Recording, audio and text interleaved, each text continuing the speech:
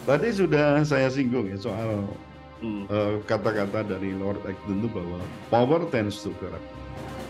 Nah, dalam situasi model pemilihan kepala daerah yang kita tahu ya sudah terbukti melalui penelitian dari KPK maupun juga yang disampaikan oleh Pak Mahfud MD itu kan Hmm. sekitar 84% itu didanai oleh Cukong. Oke. Maka dalam hal ini tidak menutup kemungkinan bahwa pemilihan kepala desa juga diwarnai dengan money politik. Nah, akibatnya apa? Ya para kades yang terpilih itu merasa kurang waktu gitu ya dalam tanda kutip untuk pemulihan politik ya. Kalau mungkin kita sebut sekarang kan model healing gitu ya. Jadi Hmm. political healingnya. Nah, akibat apa? Di situ ada taruhan dalam pencalonannya. Nah, dipikir kan mungkin satu periode atau mungkin apalagi hanya dua periode mungkin kurang gitu ya. Apalagi Hmm. cuma satu periode dalam waktu 6 tahun. 3 kali periode pun, tapi ya agak jarang ini ya sampai 3 kali periode itu Hmm. agak jarang. Paling ya 2 kali periode meskipun kesempatannya bisa 3 kali periode. Nah, semua ini disebabkan apa? Oleh minimnya moral juga attitude ya. Termasuk di situ adalah integritas pemimpin desa dalam ini mengabdi kepada kepentingan rakyat desa.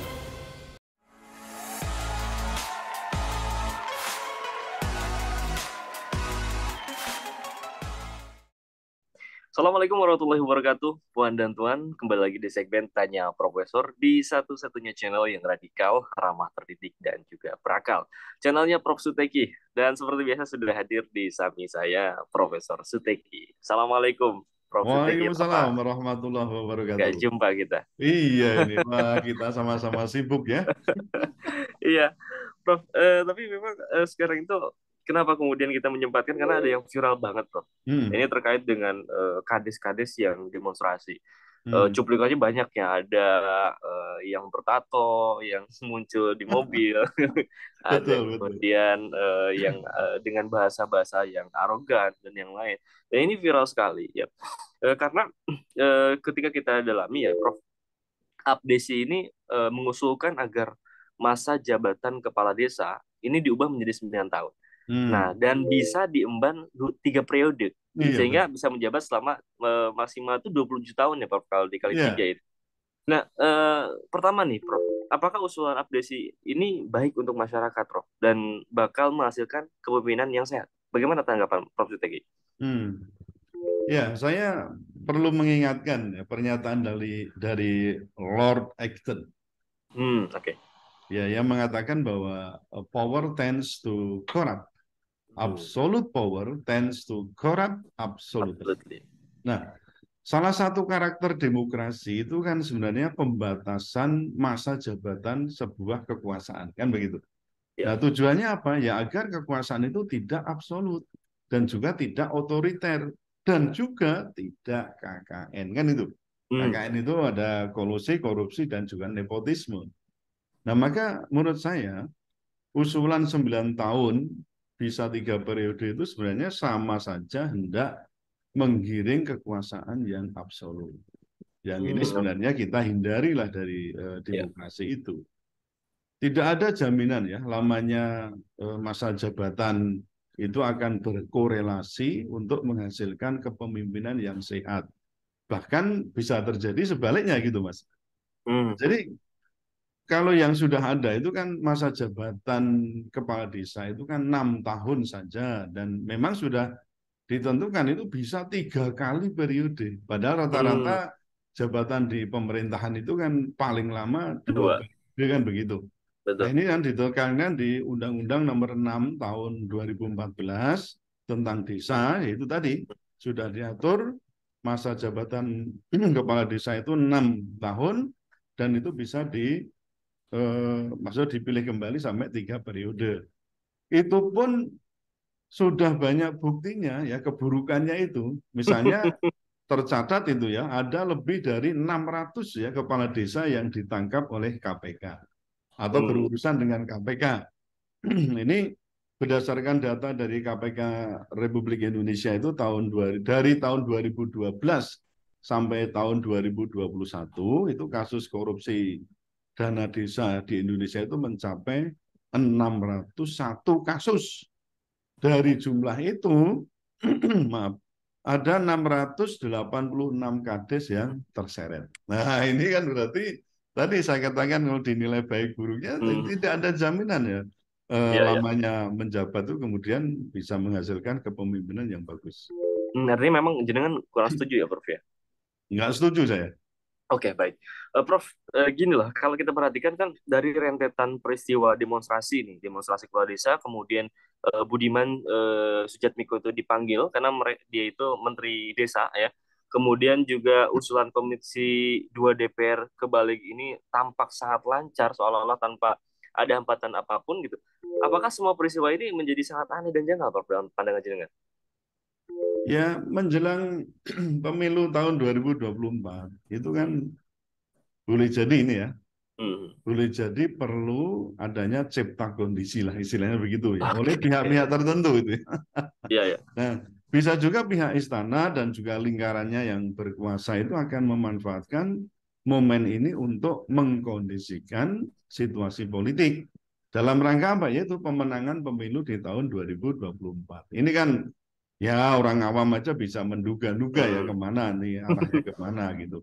Nah, siapa Ya. yang menggerakkan ratusan sampai ribuan kades itu untuk demo ke Jakarta? Siapa yang ada di balik demo tersebut? Kita pun perlu curiga itu bahwa Hmm. mungkin di situ ada ya politik itu selalu ada itu. Saya katakan ada hidden agenda itulah ya. Ya. Ya, di balik demo itu Hmm. ada apa dan di balik tuntutan kades itu ada apa.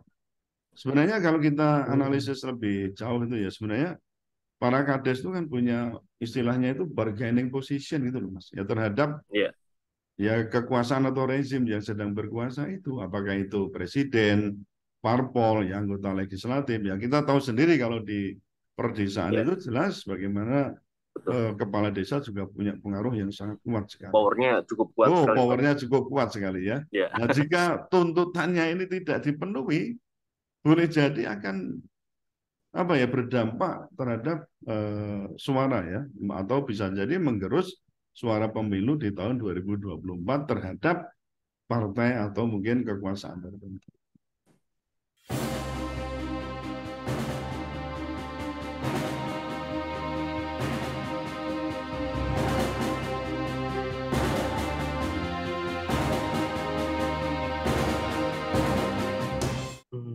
Oke, oke. Prof, tadi saya ingin menyinggung apa yang jenengan singgung, Prof, ya. Terkait Hmm. dengan sebanyak 686 kepala desa Ya, yang kemudian terjerat KPK. Itu pun kalau kita lihat, itu kan karena ada laporan masyarakat. Ya, iya kalau benar. kemudian KPK-nya proaktif, mungkin penjara bisa penuh, mungkin ya, Prof, ya. Nah, dengan fakta ini kemudian dengan apa istilahnya dengan 686 kepala desa yang terjerat KPK, kemudian dengan tuntutan yang 27 tahun ini bagi jenengan seberapa ngeri dan gimana nih pandangan jenengan terkait dengan fakta ini? Tadi sudah saya singgung ya soal Hmm. kata-kata dari Lord Acton itu bahwa power tends to corrupt.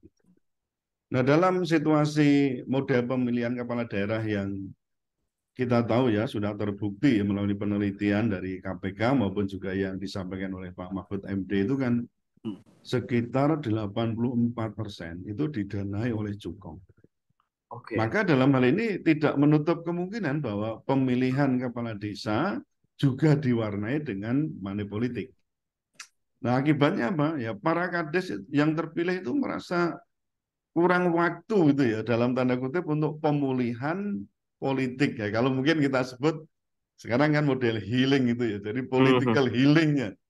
Nah, akibat apa? Di situ ada taruhan dalam pencalonannya. Nah, dipikirkan mungkin satu periode atau mungkin apalagi hanya dua periode mungkin kurang gitu ya. Apalagi Hmm. cuma satu periode dalam waktu 6 tahun. 3 kali periode pun, tapi ya agak jarang ini ya sampai 3 kali periode itu Hmm. agak jarang. Paling ya 2 kali periode meskipun kesempatannya bisa 3 kali periode. Nah, semua ini disebabkan apa? Oleh minimnya moral juga attitude ya. Termasuk di situ adalah integritas pemimpin desa dalam ini mengabdi kepada kepentingan rakyat desa. Ya istilah saya itu maunya jenang ya, maunya jenang. Jenang itu berarti termasuk cuan ya, harta gitulah ya. Bukan hanya jeneng kan begitu. Jadi kalau bisa ya jeneng membawa jenang kan begitu. Nah ini yang saya katakan sebagai salah satu sebab terjadinya perilaku korup kepala desa. Yang tadi sudah disebutkan sudah sekitar 686 ya kepala desa yang Betul. terjerat tindak pidana korupsi dana desa. Nah, tadi Oke. Jangan katakan, wah ini kalau misalnya KPK itu proaktif ya, menjaring gitu ya.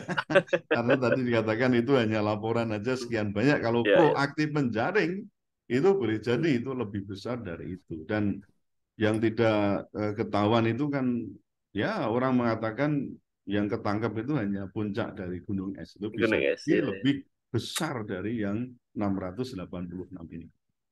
Oke, baik. Prof, kalau kita lihat kan zamannya terus berubah itu. Hmm. Apakah sistem pengelolaan desa membutuhkan banyak pembaruan? Kalau misalkan ya apa yang sebetulnya yang dibutuhkan desa saat ini, Prof? Ya saya kira betul ya. Ya dunia itu pantarih ya. Itu Hmm. kata Heraklitus itu. Jadi dunia itu terus berkembang dan mestinya memang kita ketika misalnya menyaksikan bahwa oh ini dalam hitungan 6 tahun, 2 periode sampai 3 periode semacam ini, apakah tidak perlu kita melakukan perbaikan-perbaikan dalam sistem pemerintahan kita? Saya kira sudah cukup lah ya kita itu belajar Hmm. demokrasi ya dengan praktek pilkades langsung. Dan saya orang desa ya tahu sendiri bagaimana prakteknya di desa itu macam mana itu.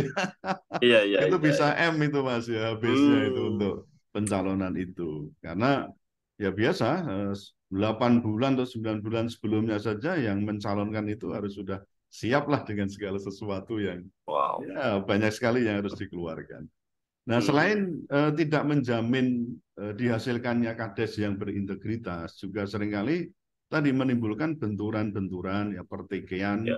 baik secara vertikal maupun secara horizontal. Ini dalam pilkades langsung itu.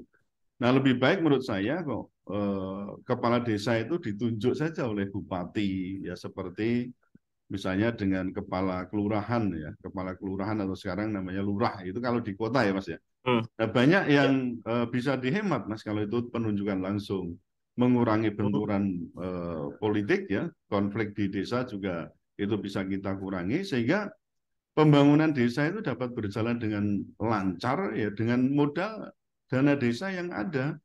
Nah, Hmm. menurut saya sepanjang pengadaan kepala desa itu masih menggunakan pemilihan langsung yang cenderung terjadi praktek money politik Ya. itu, maka kok sangat sulit itu ya dihasilkan kades yang tidak korup. Hmm. Namun bila dalam hal ini rakyat itu sadar ya tidak main politik misalnya, tidak main money politik maksud saya, itu pilkades langsung dapat dipertimbangkan sebenarnya. Itu dengan Hmm. catatan tadi tidak ada Ya. money politik. Misalnya ini pernah ya, yang belum lama ini terjadi di Rembang ya. Hmm. Ada pilkades dengan mengusung tagline itu duit ora payu, duit ora payu ya itu Oh iya, ada iya, yang viral, yang videonya itu viral. ya. Nah, itu kan Hmm. kepala desa yang waktu itu calonnya adalah Mas Muhammad Umar Faruk ya. Hmm. Itu merupakan adik sepupu dari Gus Baha ya. Nah, Hmm. karena telah memenangkan pemilihan kepala desa itu kan kemudian itu ada tagline-nya begitu ya, duit ora payu, duit Iya. ora ya itu kan rakyat sendiri secara sadar untuk menolak adanya money politik gitu loh. Kalau Hmm. itu, oke, itu pilihan langsung Iya, iya. mungkin enggak apa. Tapi kalau terjadinya itu justru dengan pemilihan langsung itu money politik juga marah, itu menurut saya kok lebih baik dengan penunjukan langsung dari bupati atau siapa menurut undang-undang yang bisa menentukan seperti lurah itu. Nah, itu Hmm. pertanyaan Oke. besarnya kan mau apa tidak kita ini termasuk Hmm. warga masyarakat desa itu terbebas dari praktek money politik. Money politik. Oke. Jadi yang perlu digarisbawahi itu money politiknya, Prof ya. Ya, Yang dari situ menghasilkan pemimpin-pemimpin yang tidak kompeten mungkin ya, Prof ya. pasti ya. Ya, oke. Baik, Prof. Suteki, terima kasih atas waktunya. Ya, terima kasih juga Puan dan Tuan yang sudah menonton sampai di sesi pertanyaan keempat, ya terkait dengan pejabat para kepala desa yang demonstrasi dan viral baru-baru ini. Baik, jangan lupa untuk terus like, comment, share, dan juga subscribe channel Prof. Suteki, karena satu yang berbeda kita akan senantiasa mengulas isu-isu viral secara radikal. Ramah, terdidik, dan berakal. Baik, terima kasih Prof. Suteki, terima kasih Puan dan Tuan. Saya pamit undur diri. Assalamualaikum warahmatullahi wabarakatuh. Waalaikumsalam warahmatullahi wabarakatuh. Alhamdulillah.